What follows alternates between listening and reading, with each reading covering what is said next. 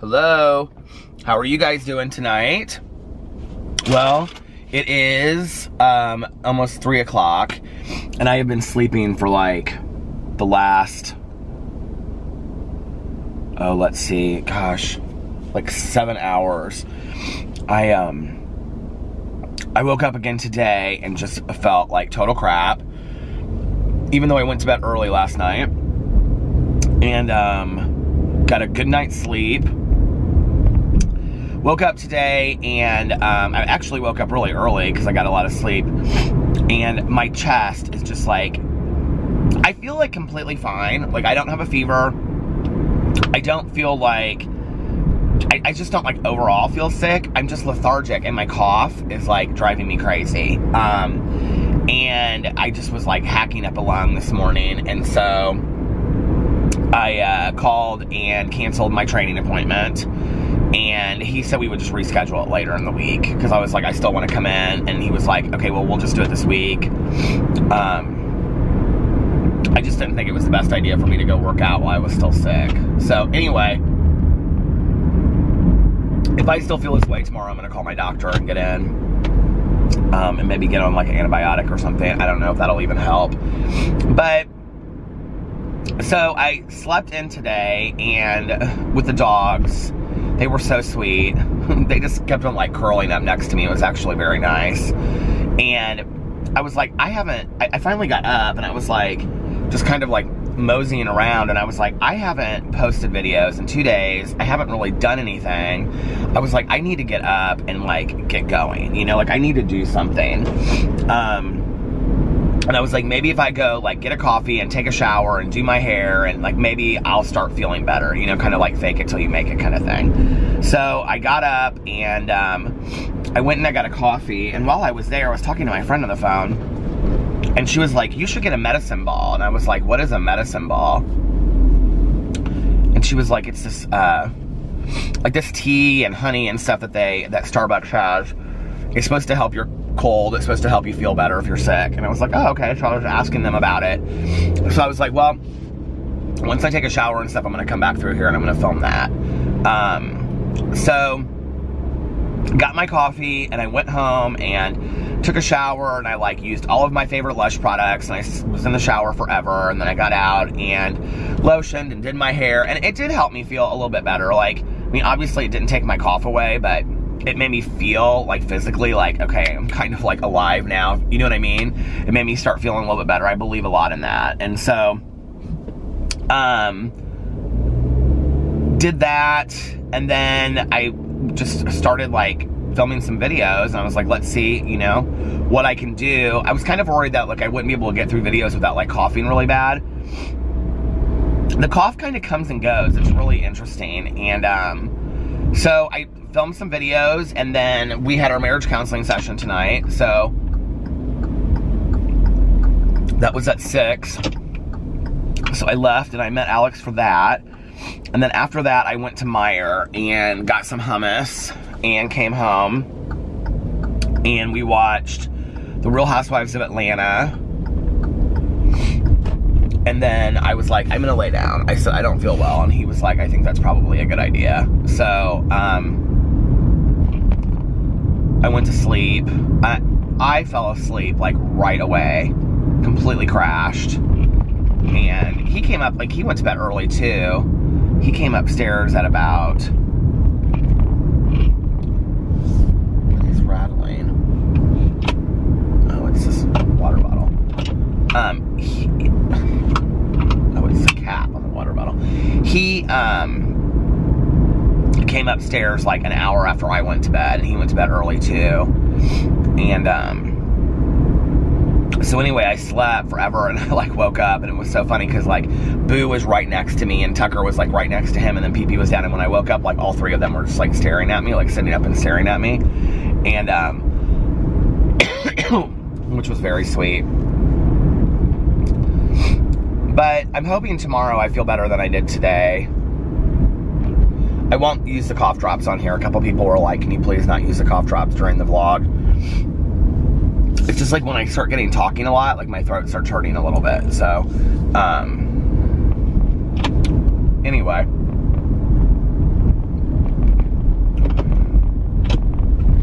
Yep. So that's been about my day. Nothing really, really exciting. There were a couple things that I was like reading the comments I wanted to say something to.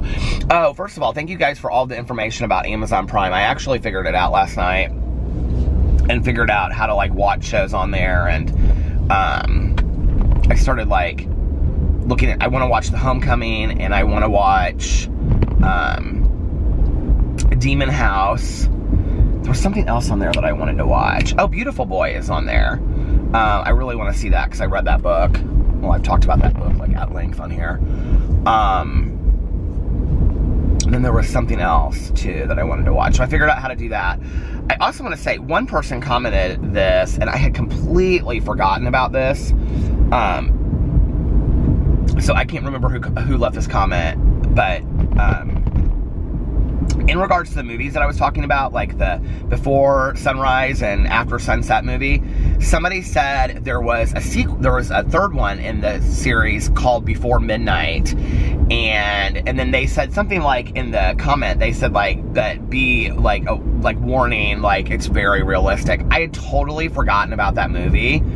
And I remember I was so excited when that movie came out. I actually think, like, this is really weird, but I actually think that movie was, I don't know why I'm pointing, but I think that movie was up for an Academy Award.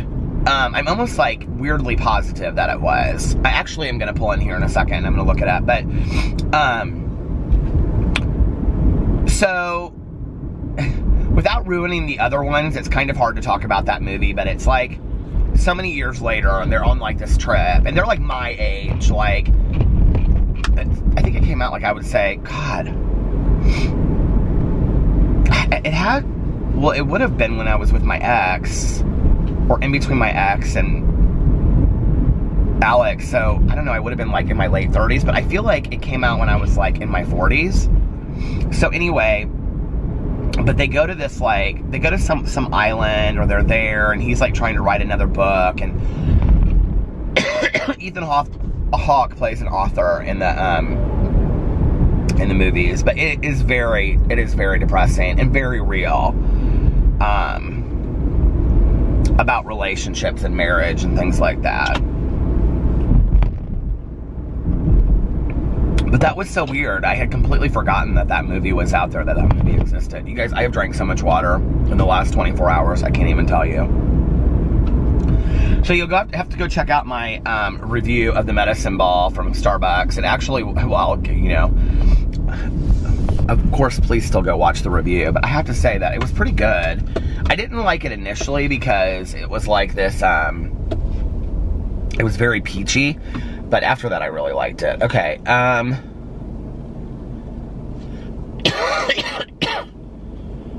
the reason I remember it got nominated for an Oscar, I think, is because I was really surprised that it did. Before Midnight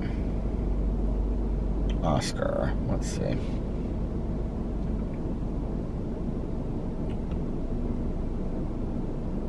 Awards. Is it Richard Linklater? Richard Linklater. I said Art Linklater last night. Is he like an old like radio show host or TV show host or whatever? Oh my god, it won awards for the AARP Movies for Grown Up Awards. It lists like all of the...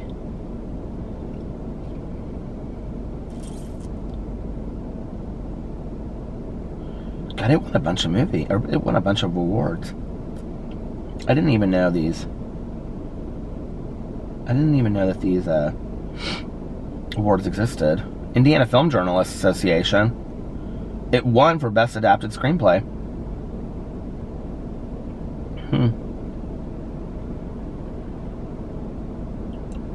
What would the Academy Awards be under?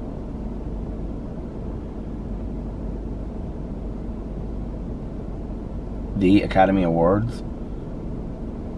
Toronto, Utah Village Voice, Washington Women's Critics. Where are the Academy Awards? Oh, Academy Awards, very first one. It was a nominee for Best Writing Adapted Screenplay.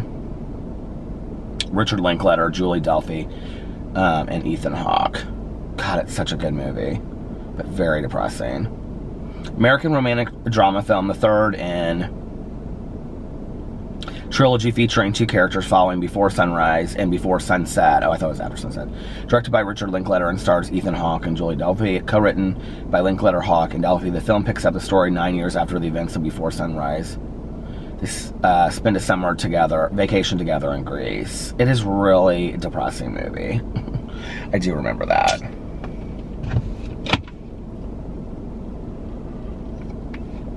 But very real, too. Did Richard... Okay, while I'm sitting here and I'm looking at all this kind of stuff, did he do the movie about a boy? Is that what it's called?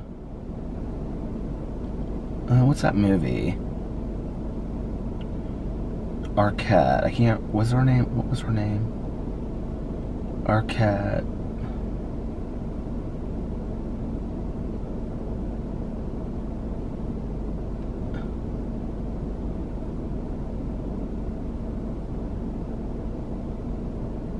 That movie was called Boyhood. It was with Ethan Hawke, too. Boyhood. Oh, that was such a good movie. Who directed that movie? It says Dazed and Confused is one of it, so wait. Richard Linklater. If you guys have never seen this movie, it's fantastic. And he directed it over, like, a period of a long time. I want to see in here. Production began in 2001 and finished in 2013 with Linklater's goal to make a film about growing up.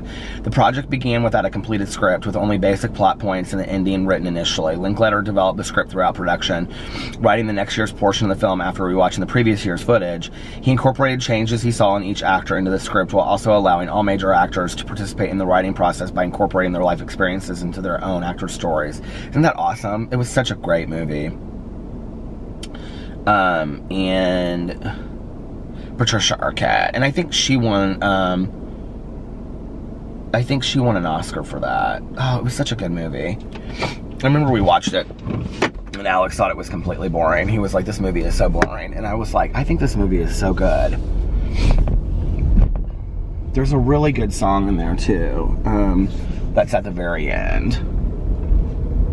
I think I related a lot to it because in some kind of ways it reminded me a little bit of my relationship with my mom. The non-alcoholic parts of it, because she's not an alcoholic in the movie, but I think he has a sister in the movie, though. But I remember, like, at the end, like, when he goes away to college, it reminded me very much of that scene, like, she's like, well, I don't want to ruin it for anybody if you haven't seen it. It's a great movie, you should see it. But it reminded me a lot of, like, when I, like, moved into my own apartment. Like, my mom was happy for me, but at the same time, like, I think she was very sad because she kind of knew, like, it was, like, the end of her, like, that era was over. Like, you know, I don't know that that was something that I really understood until I was older. Was, like, you know, like, I was watching Cynthia tonight. Well, it was, like, the end of the last episode, but going into this episode, they talked a little bit about it. So Cynthia, if you watch Real Housewives of Atlanta, I know, right? Such a great example, but her daughter left for college, and she's really having a hard time with it. You know, and I think it's hard because I think you want to be excited for your kids and them starting something new and all that, but at the same time, it's like, for, I think as adults, as parents, like, it's the ending of, you know, an era. And, like, especially, like, I think for, you know, parents that have been the ones that have been, like, the ones raising the kids the majority of the time, it's like, okay, it's kind of, to some degree, like, you know, I used to call it back in the day, it was like with women who, like, their job had been, you know, let's say if they didn't work and they had put their dreams on the back burner, you know, or if, let's say, their dreams were to raise a family, you know, and they were stay-at-home moms and whatever, which we really minimize, I think, in our society, how important of a role the main caregiver is at home, whether that person works or doesn't work. And I'm not taking away from the other person, I'm just saying, like, you know, I think, like, the one that's the majority of the time getting the kids to school and the sports and making dinners and all that kind of, like, that in itself is a career.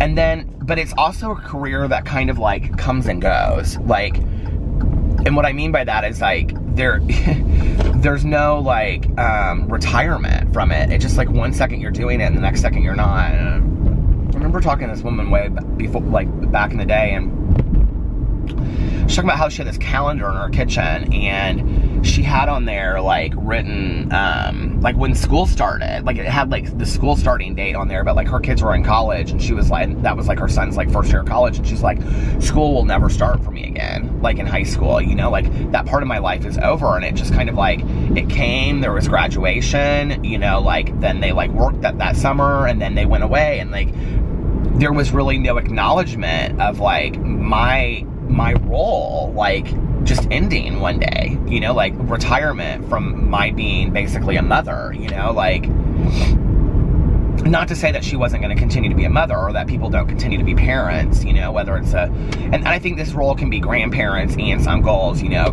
custodian people, you know, like fathers, whatever. I think it can be anybody, but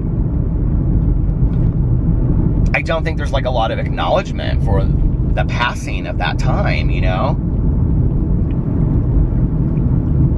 And I remember seeing that scene in that movie, and like all of a sudden I kind of got it with my mom, like all those years later. She had been passed away at that point, you know? All those years later, I kind of understood like why my mom struggled so hard with that. It was like, you know, for 18 years of her life, I had been her life. And then one day that was just gone.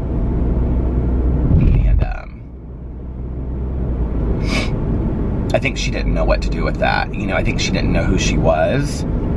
I think we're real good at, you know, telling people, like, make new friends, find a hobby, get busy. And, like, I don't, like, how do you do that?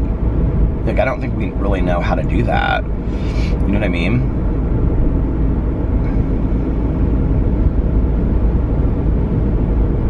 You know, like, even, like, with my husband, like, you know, I don't have a lot of friends. I've talked about that on here. And if you go back to my very beginning vlogs, I talked a lot about being lonely, you know? My husband is not somebody that I think is lonely, ever. Like, he has lots of friends, and he's always making new friends, and he's very social.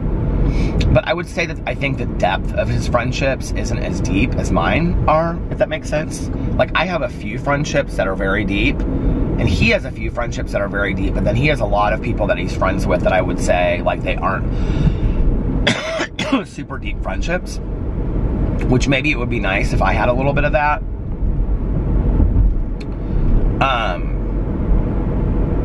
But you know, like, he would say, like, you just need to call people and, you know, ask them if they want to go. I'm better at this now, like, I'm much better at this now, but he'd be like, you know, you need to just call people and ask them to go get coffee, you know, or whatever. And I'd be like, well, I don't really want to bother them. Or he'd be like, why do you think you're bothering them, you know? And I do think that that's something that I've gotten from my mom, is that I think very much of myself as like a burden to other people at times, you know? Like, oh, I don't want to bother somebody by calling them and asking, you know, them to go do something or whatever. Which is never the perception when we go get together. They're always like, oh, I'm so glad that you called, and, you know, it's really fun to hang out and whatever. So I don't know why I think that way, but I do often, you know. And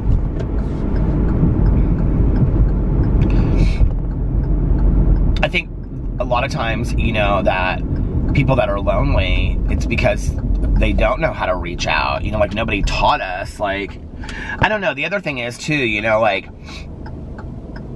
when it was circumstantial, like, for example, like, when I was in big groups of friends, you know, and I had a lot of friends, and people would call me and whatever, it seemed easier to, like, one-on-one go do something with somebody if they would call and be like, hey, you want to go shopping because we're going to go out tonight? Sure, let's go do that. Or, you know, like, hey, we're going to go do this or whatever, you know?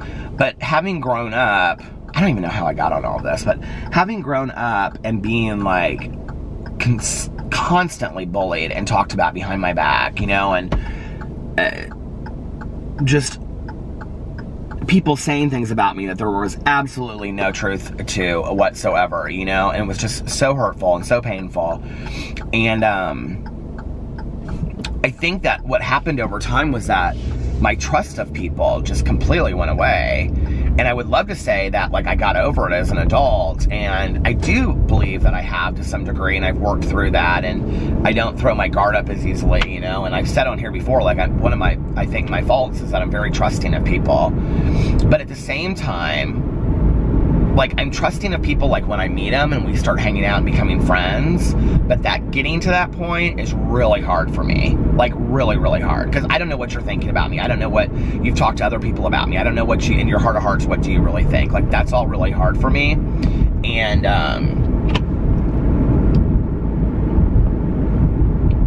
so sometimes I think, like, I would rather just, like, not participate in things than have to go there. And I think this is all kind of subconscious probably on some level, but, like, I would rather, like, not participate than participate and have to open myself up to that. I think it's really scary for me. You know, I think especially when you, like, open yourself up and then you get burnt, and then you open yourself up and you get burnt, and it's like, okay, like,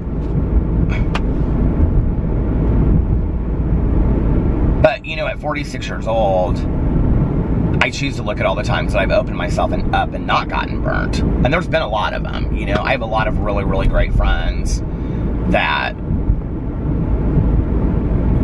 I just, you know, I am so thankful that they're in my lives. And had I not opened up myself to them at a certain point, you know, I don't know that we would have that friendship. And that's probably less like Tanya, because Tanya and I have, like, grown so solid through the years. I'm talking about more like friendships that I've made, you know, like in the last 5 to 10 years, I would say. Especially, like, since I've been with Alex.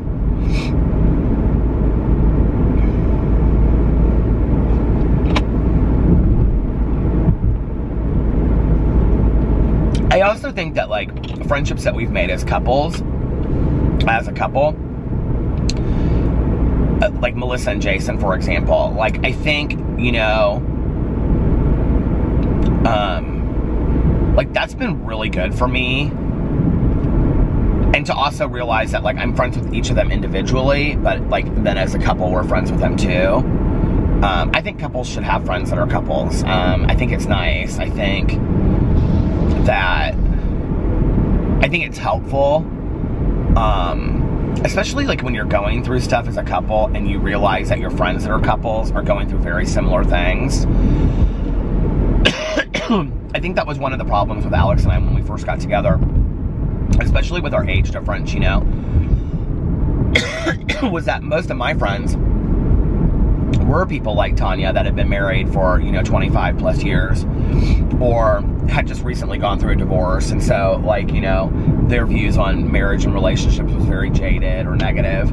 And, you know, and then Alex, he was, you know, dating, you know, like, he had dated somebody for several years before we were together, but that was, like, his college, you know, boyfriend. But, like, most of his friends had never really been in serious relationships. So, you know, we were two different, completely different points, you know, different sides of the coin, so to speak. And I think that was kind of hard. And most of the friends that we met, well, our first year, it stopped. Our first year together, we, Alex's two closest friends were single. One of them is still single, and the other one is married, and we went to his wedding. I don't know if I was vlogging at the time that we went to his wedding. I feel like that was in the last 2 years. It was in Wisconsin.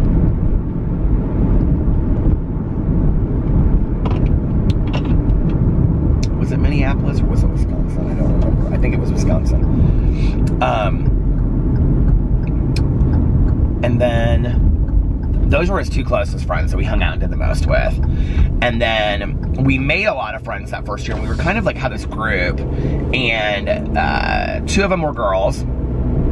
One of them is still single now. She lives in San Francisco. And that's not my friend, but that is sober. She lives in Oakland, but this is another friend of ours. And then another friend of ours married us, and she does have a very serious boyfriend now. She lives out of the country. And then 2 guys that we were friends with, and they were a couple. And they had met, like, at the same time that we had. And they're married now, too. And those were kind of the people that we hung out with that first year. So, I don't know, like, I look back.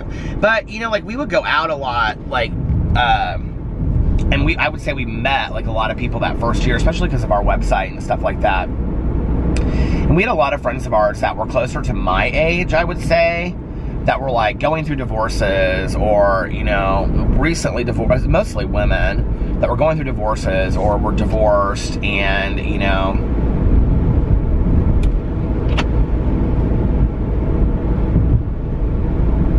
it's interesting, like, everybody that we were friends with, like, that year, like, where they're at now, you know.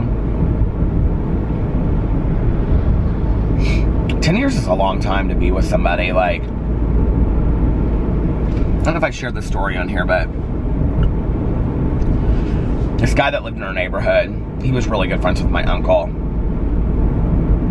He came to my uncle's funeral. He was really, like, upset about it. They used to walk together, and my aunt and uncle used to live, like, a block from where I live now.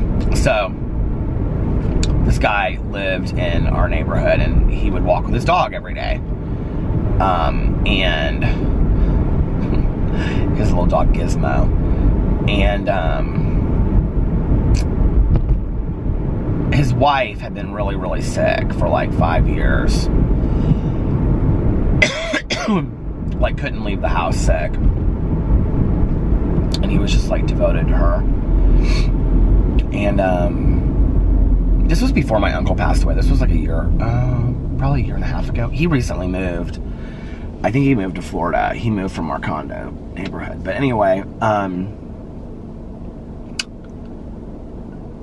so he used to walk in our neighborhood, like, and he would put his little dog Gizmo on a leash and walk with him and stuff, and they would walk around, and, like, if your newspaper was at the end of your driveway, he would take it and he would, like, throw it up, you know, and he would push, like, you know, the trash carts, like, or the trash bins, you know, up to, your garage, and replace lights and things like that. He just kind of took care of the neighborhood.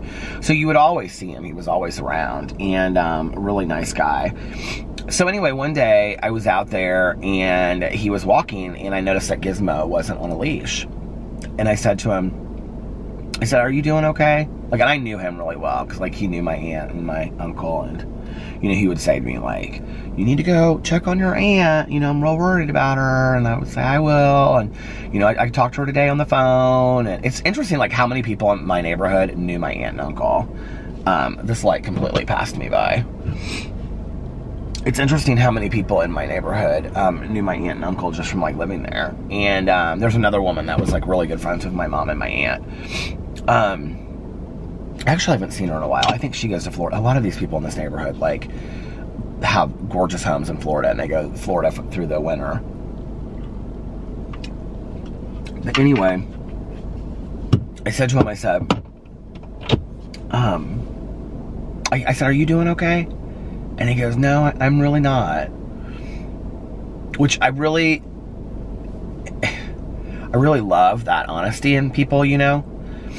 And he goes, 50 years is a long time to love somebody.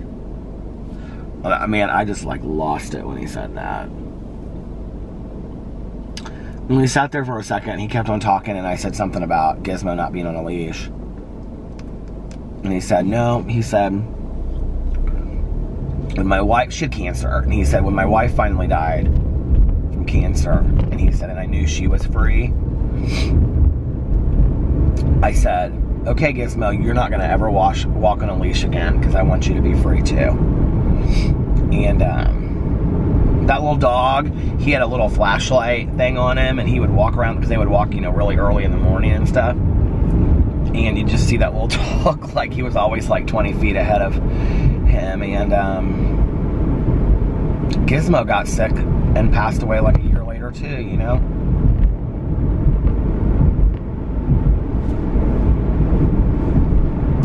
You got to appreciate those little small moments, I think, in life, you know, like, of me waking up and, like, all 3 of those little heads looking at me in bed tonight. I don't know why that just made me so happy. I was just like, the bedroom was so warm and the fan was on me and I was all wrapped up and they were all just kind of staring at me. It was so sweet, you know?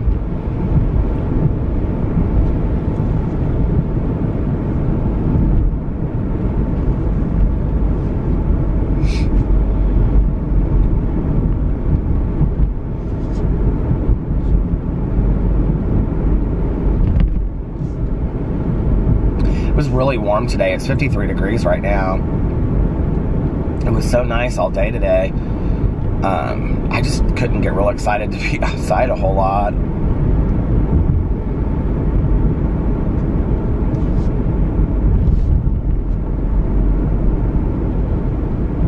I can't imagine really what it's like as you get older, you know? I mean, like, I'm getting older, but I mean, I honestly never thought in a million years I'd be 46, and now that I am, it's kind of surreal. It's like, I remember talking to my mom like in her early 50s, because like she got sober at 51, so it would have been around then, you know? And we were talking, and I remember she said to me, it's kind of like, you know, you wake up one day and she was like, you kind of think it's all like, she was referencing like a friend of mine picking, and she'd be like, it'd be like, you know, if you had had this life of like 20 or 30 years, you know, and then one day it's like you woke up and like, you know, I was like, okay, Peter, it's time to, you know, so-and-so's here to pick you up for school. And it had all been a dream. She was like, it feels like that. Like, you still inside feel in many ways the same age that you did at 18, you know, like, and you really do, like, I think to some degree, as far as like a lot of your hopes and your dreams. But I think that you're, I don't know, maybe pessimistic or cynical if your dreams haven't happened at that point. Like, they're probably never going to, I think, which I think is sad, you know. But, you know, you kind of wake up one day and it's like, ouch. I remember, you know, like my friends and I talking about, I think Marilyn Monroe died at 36, and we would talk about that, you know, and how we can't imagine ever being like 36. Well, I'm 46, and I guess I made it, you know, but it's weird to me.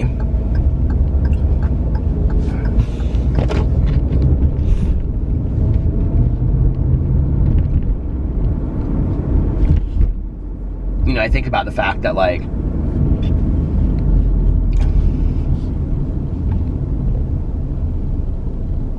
I don't know, it's just weird how my life has evolved, you know? 30 years ago, you know, I was my first year driving because I was 16, you know? And then 20 years ago, I was a counselor in a treatment program, you know? And I really thought that I would, like, retire from there, that I would work there till I was, like, in my 60s, you know? And,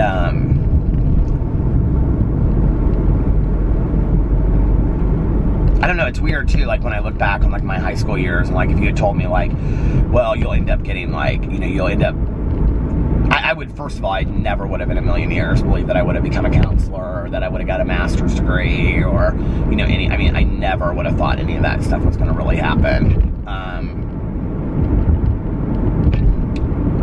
And I don't, like, I mean, and I really, honestly, there was no YouTube, there was no, like, streaming video, so the whole idea of that wouldn't have even made sense to me back then, right? I mean, and I joke in my videos about being not technological, but you guys, like, have really no idea. Like, I'm always, like, the last one to learn anything. And that's actually one of my goals for 2019, is to kind of teach myself, like, to, like, you know, get up with the times about stuff. I think, like, and I think that's one thing that I actually got from my mother, is this fear of technology. That, like, as you get older, like, I don't know, if I don't understand something, I just, like, I don't really want to understand it and figure it out, if that makes sense, like, technologically. Like, I remember when I got my AirPods, is that what they're called? And, like, I didn't really know how to work them, and I was just sitting there, like, with them, and I was, like, I remember I was in the kitchen, and I'd given them to Alex, I think for his birthday, because I gave him headphones, and then I got AirPods for me. so that would have been before we were going to the Dominican Republic. And I said, I can remember, like, he was sitting in there and he was like looking through his and he was like watching TV, and I said, I can't figure these out. And he goes, did you read the instructions? And I go, no, I don't, because I hate reading instructions because half the time I don't understand what they said. Well, if you've gotten AirPods, okay, and you're watching this right now, you know what a joke the instructions are, okay? Because they're literally, like, I'm not even lying to you, they're literally like 3 pages. It's like this big, and you open it, and it's like, turn on your phone. And then the second instruction is like, open your AirPods. And then like the third instruction is, AirPods will sync to phone or any other device and you can use them. I mean, it's literally that simple. And I was like, I didn't read the instructions. I mean, it's really, like, if you've gotten AirPods, you know what I'm talking about. The instructions are like super easy, right? So I just don't like to, like, I get scared of that kind of stuff. Like, I'm not gonna be able to figure it out. It's gonna be too difficult for me. It's gonna be, you know, whatever. And it's interesting because when I was in the store and I was asking the questions at Best Buy, the guy was like really, really nice to me, but he almost kind of like talked me out of getting them because he was like, well, it's really easy. And what you have to do is like, you just open them. And when you open them, like and I'm like, oh my God, this is too much. And I'm not gonna be able to figure it out. And he didn't know he was doing it, but like, he almost like talked me out of getting them because I was like, this is too much, right? So, you know, I don't know, it's interesting. Technology, I think. I don't want to be scared of it.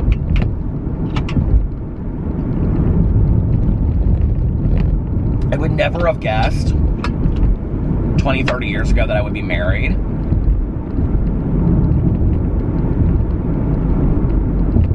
I think one of the hardest things for me to be able to like understand at that time, like, had you shown me my life today, was my mom being gone. I think that would have been really, really difficult for me. Like, if you had shown it to me then. You know, grief is interesting because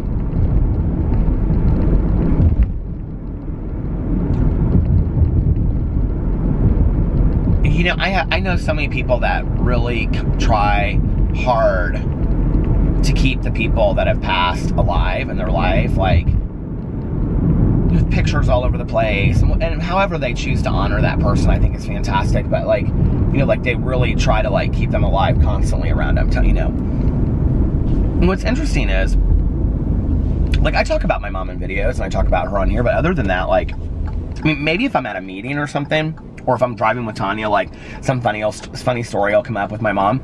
But other than that, like, I don't really talk a lot about my mom, like, in my life. Like, Alex and I don't sit there and, like, talk a lot about my mom. And I honestly, like, I don't think a lot about her throughout the day. Like, I really just don't. And I don't think that makes me a bad son after 10 years. I think that just means that, like, the grieving process kind of, it pushes you into certain directions. And I think over time what happens is, it's not about forgetting that person. It's just like your life goes on and it becomes accustomed to not having that person in your life anymore and things like that, you know? Like, I think over time you start getting used to that person not being in your life. But had you shown that to me, like, you know, even, let's say 15 years ago, you know, a couple years before my mom passed away, I just don't think that I ever could have understood it. It's like me talking to you right now, if you haven't, like, lost a parent. Like, if I said to you, okay, like, in 10 years from now, like, your parent will have been gone for 10 years. You'd be like, I can't even, I mean, if you're close with them, you know, I can't even imagine, you know, what that would be like. And, I think that's one of the weirdest things, you know? And, like, living in the condo that she lived in, it's, like, kind of weird to me sometimes, you know? I'm trying to think of what else would be weird to me. I think some of my friendships that I have had, that I had then, that I don't have now, you know, whether because, like, I have a couple friends of mine that, like, literally, like, moved away, and, you know, this happens as you get older, and you try to keep up with them, and they try to keep up with you, and then over time, it's just, like, they don't come home, and, like, you know, especially my friends that, like, didn't grow up here, that they were, like, here for work, so there's not really any reason for them to come back to Indianapolis, if that makes sense. So, like, if they're gonna, like, on a holiday, let's say if they move to, like, you know, Arizona, hi Mel, if they move to Arizona, you know, on a Christmas, if they're from Connecticut, they're gonna go back to Connecticut, they're not gonna come back to Indianapolis. So I don't really see them, you know what I mean? And, it's hard over time to keep that up, because then you have to, you know, schedule, and it's not like they moved to like Illinois and I can like drive an hour. It's like, you know, they moved, you know, to somewhere where it's like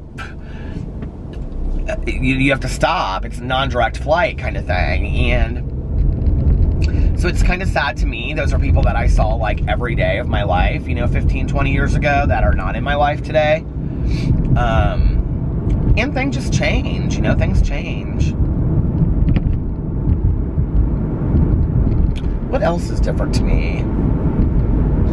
I really thought, you know, like, I think probably one of the biggest things for me is that I thought, and it's interesting on two levels too. I really thought, A, that I would work in the treatment program that I worked in my entire life, A.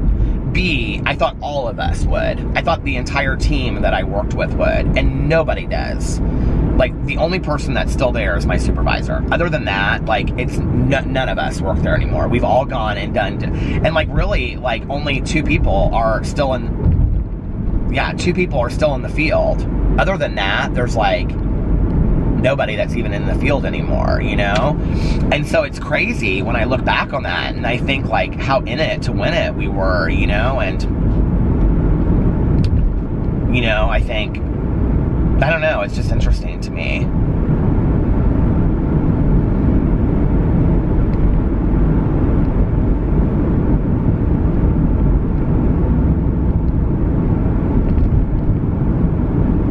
I think also I couldn't have imagined, like,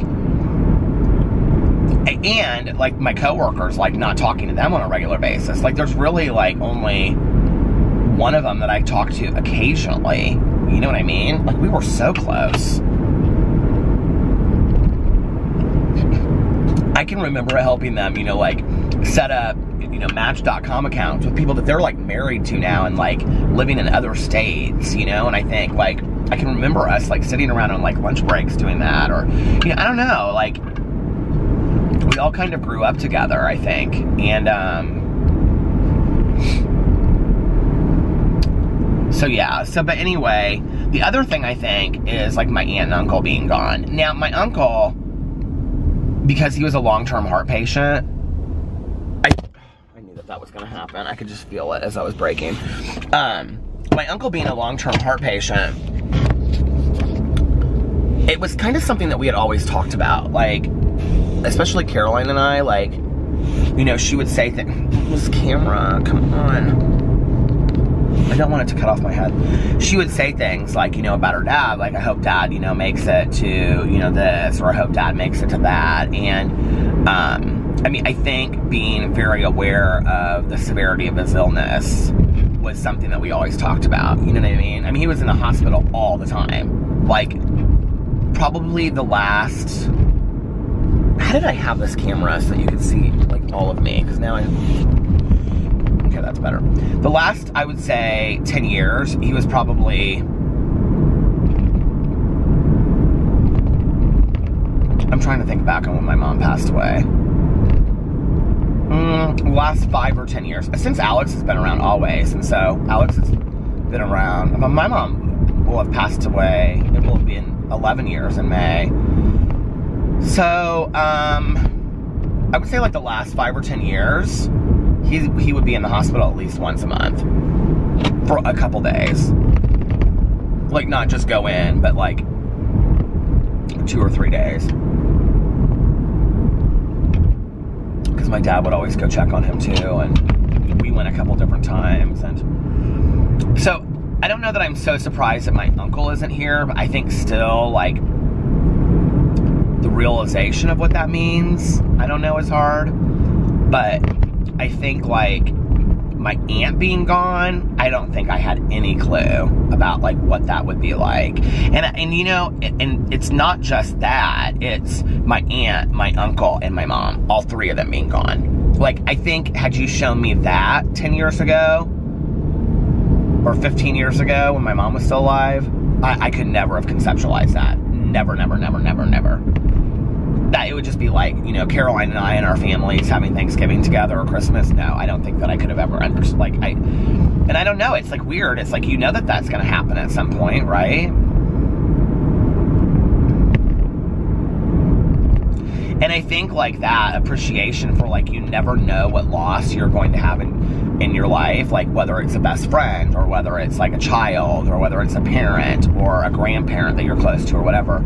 You know, you never, and I'm not just talking about death, but I'm talking about people that like move away, you know, and people that like you just aren't friends anymore. You break up, you know, with a romantic partner or whatever. And it's like, I mean, there were times with each of my, well, I don't know that so much with my first boyfriend. I thought we would be together for the rest of our lives. Like, to be honest with you, I just don't even really remember. That was like so long ago. But like with my ex, there were definitely times that I thought we'll be together for, we talked about it, you know? We talked about getting a house together and stuff. I mean, I thought like we would be together forever.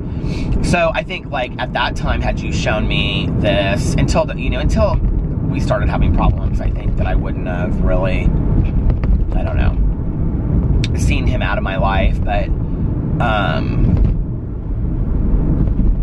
and I'm like better today at looking at things in my life and being like, okay, stuff will probably change at some point, and accepting that, versus back then when I was like, I keep everything safe around me. I don't want anything to change. I don't want anything to change. I want it to be like this forever. And I've talked about that on here, you know, like, could we just stop the clocks and just like our dog's not get any older and whatever. And I'm very cognizant of that stuff today, you know, that like those things are going to happen. Like, you know, dogs and children are we're gonna get older, you know what I mean? Like, by the way, I just want to say thank you for all of the nice comments about my hair and my beard last night. And it really meant a lot to me. And a couple people said something, but there was one specific comment about, you know, I think once you reach your weight loss goals, you'll feel better about your hair and your beard. And that like so nailed it for me. So thank you for that comment, because that like reassured what I already felt, because that's kind of how I feel inside. Like, if I just keep on focusing on getting to be my healthiest version of myself, I think I'll feel better about my hair color and things like that. Like, I think I'll be like, ooh, this is kind of like part of who I am now, you know what I mean? So thank you for that. But you guys left me some really nice comments, so I appreciate that. But what I was saying is, you know, like, I think like as you get older, you kind of become used to the fact that you know, things are going to change. Like, you know, you're not, I mean, I even hate saying this out loud. Like, I'm kind of talking around it, but like that my dogs aren't going to be here forever, you know? Like, it breaks my heart. Like, but let's just be for real. I mean, PP's not going to live to be 120. He's not, you know? And even like when we went to the vet, like, this makes me almost kind of get like emotional thinking about it. But when I looked at her that day and I said,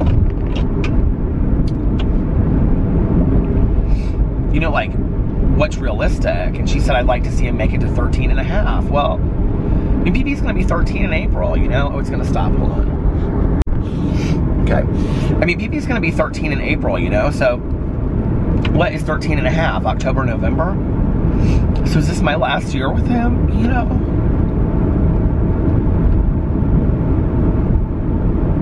And I don't want him to suffer. But he doesn't seem like he's suffering now, you know? And then I think, like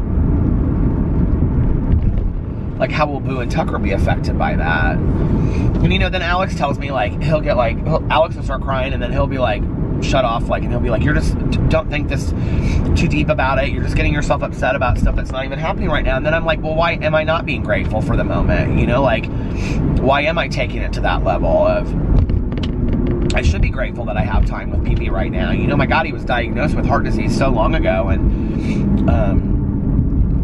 you know, I knew it was going to happen because I was braking too fast. But, I mean, he's done really, really well for, I hate this camera.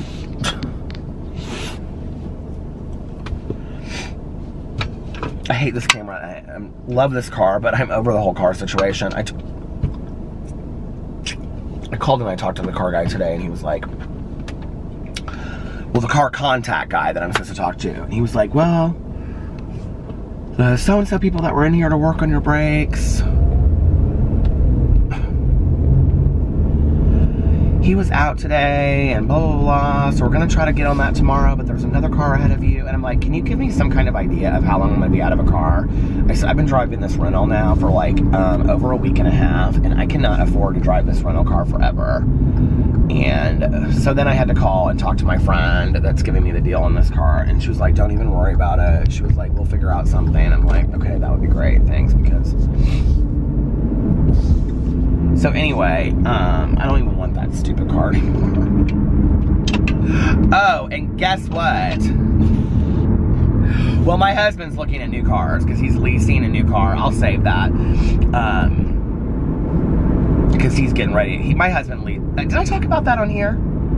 I may have talked about it on here already, but Alex leases cars, so he's looking at new cars to lease. I think I did talk about that on here because I got a couple comments about leasing cars. If I didn't, like, if my car wasn't the one that we, like, took out of town and everything like that, I would lease on it too. But, like, you know, the thing is that, you know, you get so many miles a month. Well, like, let's just be for real with me vlogging in a car and all this kind of stuff and going out of town. I mean, like, that's... Anyway. So, but what was I gonna say?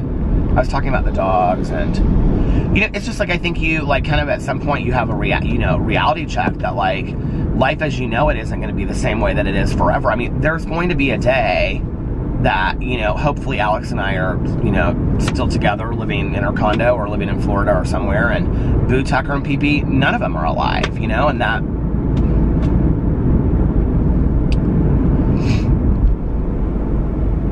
Okay, I just don't even want to think about that, you know, or...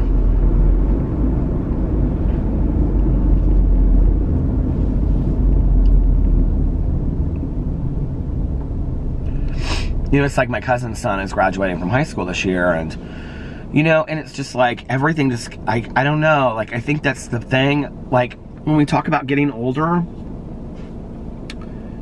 like, this is where, like, for me, I don't really understand the issue with the lines and the wrinkles and all that kind of stuff, because I don't care about that. I really don't.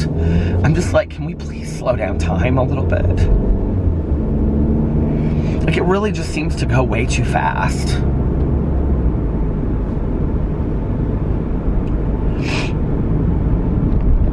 You know?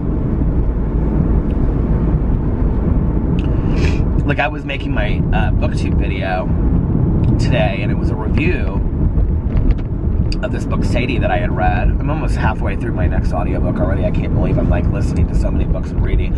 I'm, like, halfway done with this other book that I'm reading, too, at home. And I don't know why I'm so emotional tonight, but... Anyway,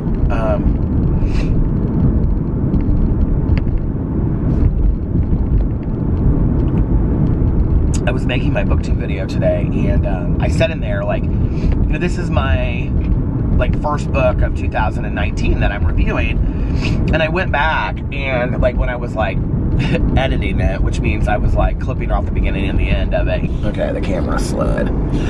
So May will be the 3rd year anniversary of me being on booktube, right? And so, like, I don't know, like, when I filmed it, like, I'm not stupid, I mean, I'm aware that it's my 3rd year anniversary, but, like, it did something to me, like, when I heard it, like, back, I was like, it's been 3 years since I've been on booktube, you know, like, that's surreal to me. I mean, it literally feels like yesterday since I sat down and, like, filmed that first video. It just, it seems so weird to me, like, I mean, it literally feels like it was yesterday, you know? And, I don't know. Time just goes really, really fast, you know? And at that point,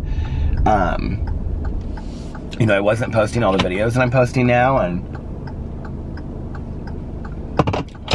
time has gone on, and now I have 14,000 channels, and, you know, I don't know, I just think about all the things that are, like, different, you know? It's like, I look at the last 10 years, you know? My mother-in-law was in San Diego for, like, the last 10 days visiting Fufu and his girlfriend, and just, like, seeing the pictures, you know? And it's like, of him as, like, an adult, like, you know, living in San Diego, and, like, having his mom come visit him, and, like, I don't know, just, like, being an adult and taking her to things, and it just is weird to me, you know? It's like, I mean, I'm super proud of him, but it just is weird, you know?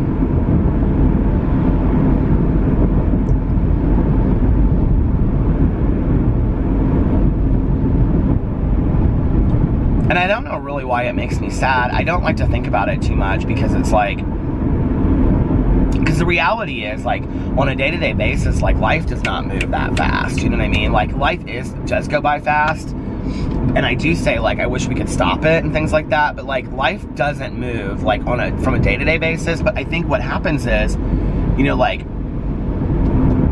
days come and days go, and oh, what did you do today? Well, like, you know, like, oh, I, you know, got up and went and got coffee and filmed videos, and Alex and I had marriage counseling, and then, you know, we, like, ate dinner, and then I took a nap, and, you know, it's like, and then one day leads to the next, leads to the next, leads to the next, and it's like, before you know it, like, you know, hours are days, and, you know, days are weeks, and weeks are months, and months are years, and all of a sudden you wake up one day and you're like, holy shit, I'm 46. Like, where did all the time go? Like, what happened to everything? Like, you know what I mean?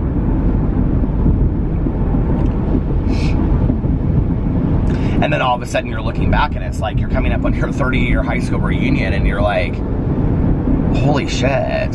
Like, you know, even just like with my sobriety, like, I sometimes can't fathom that I've been, like, sober for 24 years. Like, that is so weird to me, you know? Especially when I, like, can remember, like, the first, you know, year or two, or the first year or two, or, you know, like, meeting Tanya. You know, every camera that I've had, there's been some problem, right? So, the first camera that I had, do you remember it used to overheat? Okay, that was major drama, because eventually it would stop recording. Like, do you remember it would get, like, it would go, like, a certain time length, and then it would stop, and then, like, I would try to do it again. I had to let it cool down. I had completely forgotten about this till, like, a week or two ago when I talked about it on here, and I was like, God, that was misery. And then, I had the battery that wouldn't last. Do you remember that? Now my battery still won't last, but it's better than it was before. It'll usually, if it's fully charged, it'll usually go about an hour and 20 minutes, an hour and a half. But now because I'm in this rental car,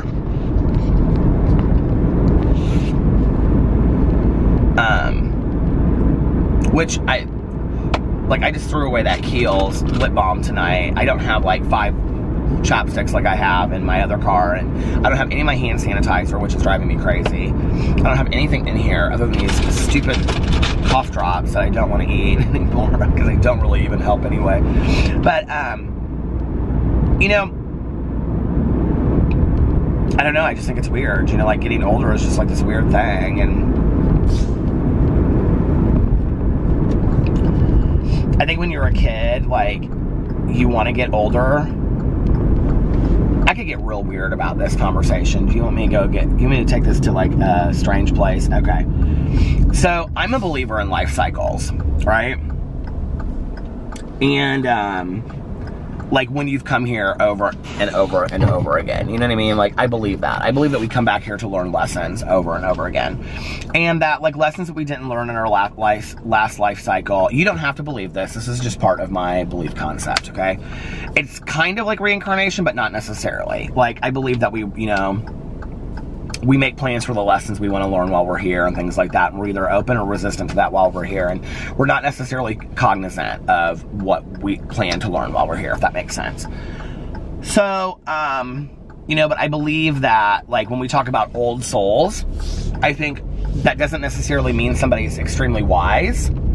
I think an old soul is sometimes people that have been here for many, many, many, many life cycles. And, I believe this is my last life cycle here on Earth. Like, it's weird when I say it, I get emotional about it, and it's like, you know, as a human being, like, that doesn't even make any real sense. So why would I get emotional about that? But when I look back on my life, okay, any ending that I have had in my life, I have had an extraordinary difficulty with. And this is long before anybody died in my life, and this is long before my parents were divorced. So I'm gonna speak.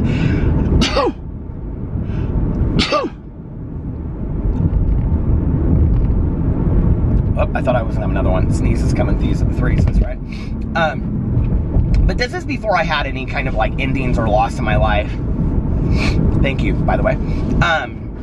So I don't think, like, it's a result of attachment issues or anything like that. I really feel like on a spiritual level, like this is my last lifestyle. I always am like with endings, I have a really, really difficult time with that. And I can remember back like to being in elementary school, and I talked about this on here at one point. Like I was a crossing, thank God it stayed up. I was a crossing guard, and I remember that last day of like helping everybody across the street and then going back inside the school, and the school was like basically empty, you know, with a few teachers, and like giving over my what do you call it? My crossing guard stuff, which was like this, just like this white thing with a badge on it. I wanted to be a crossing guard so bad. I was so excited. You know, it's interesting when I think back on that, because I've never been the person that like would like go like try out for like a play or a musical, even though I would want to do it. I would never, oh my God, I would never have done that. You know what I mean? Like you see me today throw videos up on YouTube and stuff like that. Like that person, I don't know where that person comes from, but that person did not exist, okay? 20 or 30 years ago. I'm like scared of my own shadow. And one of the things that's interesting is that in my old job, like public speaking was a huge part of what I did. And so I would have to go to like conventions and places and speak about addiction and tell my story as well and things like that. And, you know, I could speak to an audience of like 1,000 people, hundreds of people, but put me in a room with like 20 people, I really struggle with that. But anyway, it's interesting when I look back on that, like I don't know how I would have like gotten that job as a crossing guard, but the fact that I wasn't like afraid to like go and, I don't know, apply for that job, because I'm sure that there was some process, right? I think that's funny looking back. I don't remember it at all, but anyway, I do remember like taking that in there and then coming back out, and I remember saying goodbye to my school, like, you know, and being like goodbye. And like being like crying, like being upset, that like I can remember like walking through the halls and knowing that was like the last time that I was gonna walk through those halls again, you know? And when I think about that too, like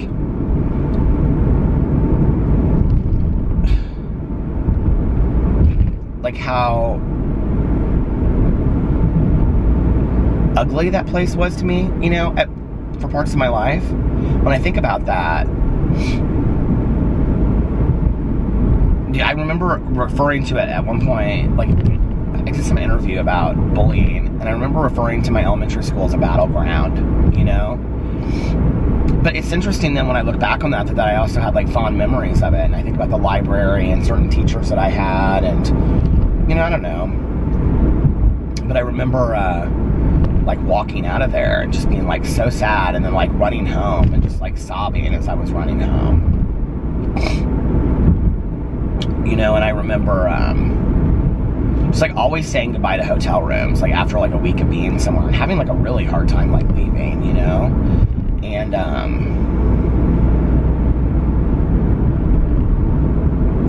I think to some degree, like with my mom, like her passing, I think maybe that's why I was so numb, because I think I knew at the time for me to truly feel, and it's not like I didn't cry, okay, like, I mean,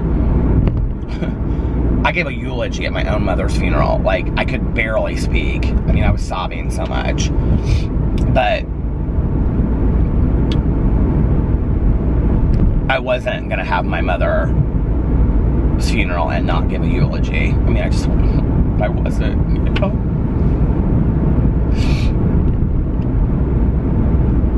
I mean, nobody knew her better than I did.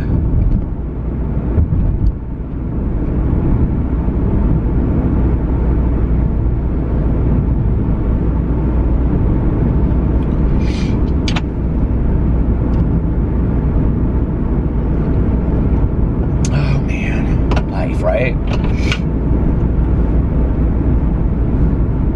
And I'm so thankful, you know, for all of these things that kind of like make me sad looking back on, but I'm like so thankful for the experiences of going through it. But like, anyway, with the saying goodbye to things, you know, it's like,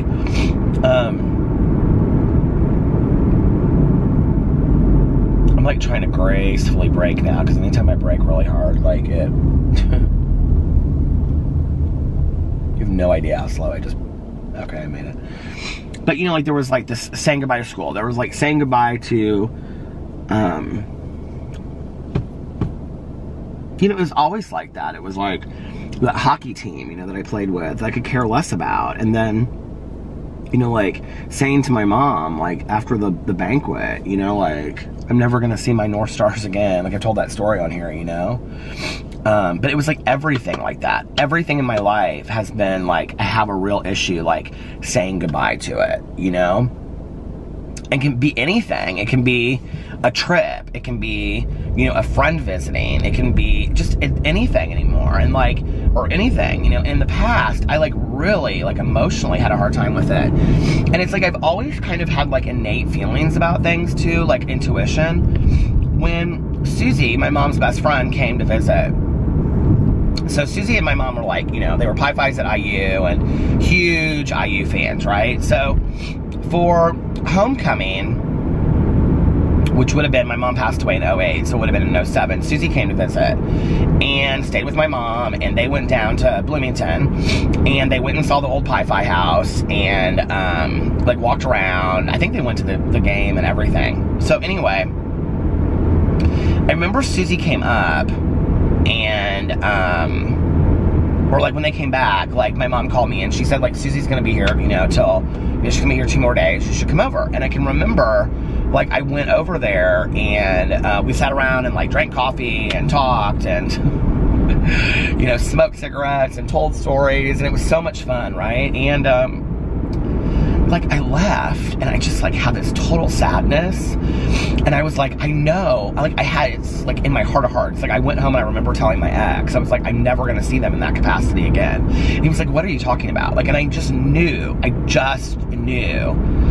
that, like, and my mother wasn't sick, Susie wasn't sick, I just knew in my heart of hearts, like, that was the last time I was gonna ever see Susie and my mom together like that, you know? Like, I just knew it. And they weren't even that old at that time, you know, my mom was 64, Susie and my mom were the exact same age. So the next time I saw Susie was at my mom's funeral. She flew it, you know.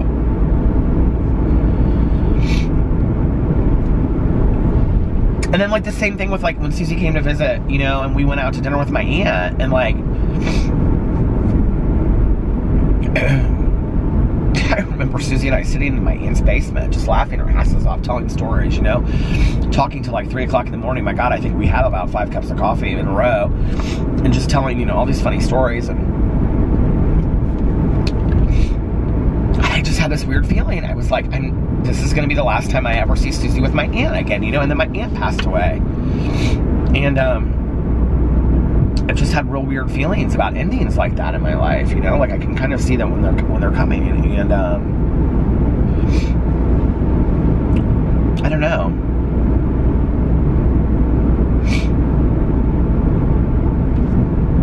I've had a couple, like, this is really weird, and I'm not a big believer in this stuff, but like the 1 and 9 life cycle, like 1 is a beginning year and like 9 is an ending year, or something like that with numerology. And whenever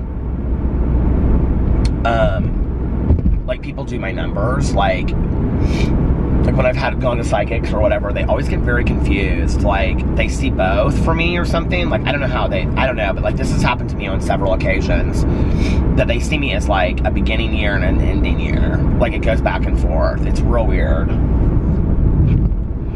I'm gonna be needing to go to a psychic that can, like, legit tell me some truisms is what. I did not expect on this vlog tonight to get emotional whatsoever. I do not know why I am emotional at all. Maybe it's that I'm sick and been cooped up with my feelings for the last week. Maybe that's what it is. I don't know.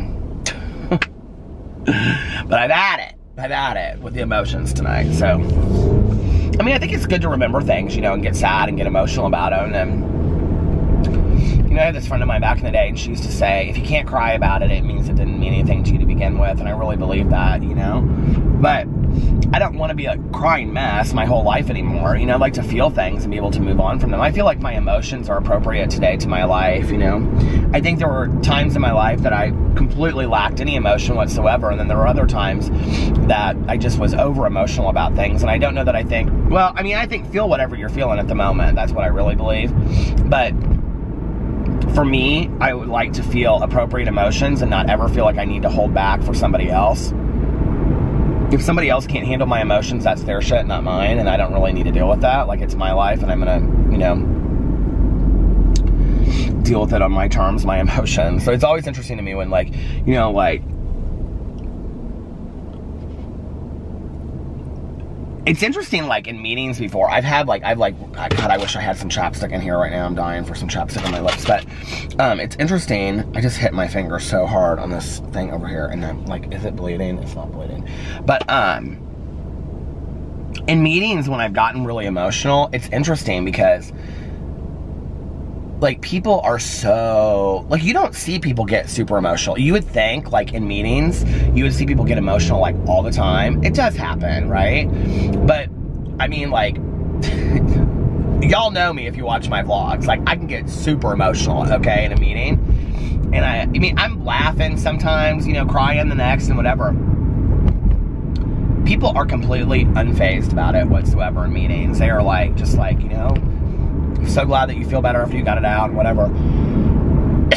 And I think that is it sometimes, is that, you know, we just need to get out our emotions and feel better. I don't know, maybe after talking tonight I don't feel as old as I am. Maybe I feel a little bit better about all this kind of stuff. I think it's cathartic to talk about this stuff. I really do, you know. You know, other than Tanya and my husband, and I can tell you my husband sometimes doesn't want to have an hour conversation about this stuff, which is why he doesn't go on our Fountain Coke runs. It's not his favorite thing in life, you know, but to just sit and, you know, have deep conversations about life. And it's not Tanya's husband's favorite thing to do, which is why he doesn't go on the Fountain Coke runs too. But I have to be, you know, say thank you for watching my vlog, because this gives me the opportunity to really just, I mean, I never know when I sit down and, you know, like in the car, or like I'm starting it, like where it's going to go, like what I'm going to talk about. I never know what direction it's going to go in, but I always know that I feel like I'm going to feel better at the end, and I always typically do, you know, unless it's just some random vlog talking about what I did for the day. But like today, like I feel so much better after having, like, just kind of talked about stuff, you know, and so thank you guys for always being there to listen to it. It just, you know, I don't know. And I hope in some way that you relate to some of the things I'm saying, and maybe you don't feel so all alone. You're like, okay, God, like Peter feels that way. I relate to that too, you know? And that's really why I talk about it on here, you know? So thank you, because this process for me it's very therapeutic. It's cathartic, and, you know, and I always, like, turn off the camera and then I'm kind of like, you know, and then I feel better, so. But listen, I'm going to get off here. I'm going to listen to my audiobook a little bit. I'm trying to finish. I'm listening to One of Us is Lying by Karen McManus. I'm trying to finish it by Wednesday, Thursday, because I want to start listening to either the Harry Potter book and get it done, or I want to listen to, I'm kind of scared to start that next Harry Potter book because they're so long, or The Stranger Beside Me, which is our book club selection for January. So I'm going to start one of those. Yeah, and I'm going to get off here now, but thank you guys for listening to me. It was kind of an interesting, but it was a fun vlog. I was all over the place tonight, so thank you. And I love you guys, and I'll see you tomorrow. Bye.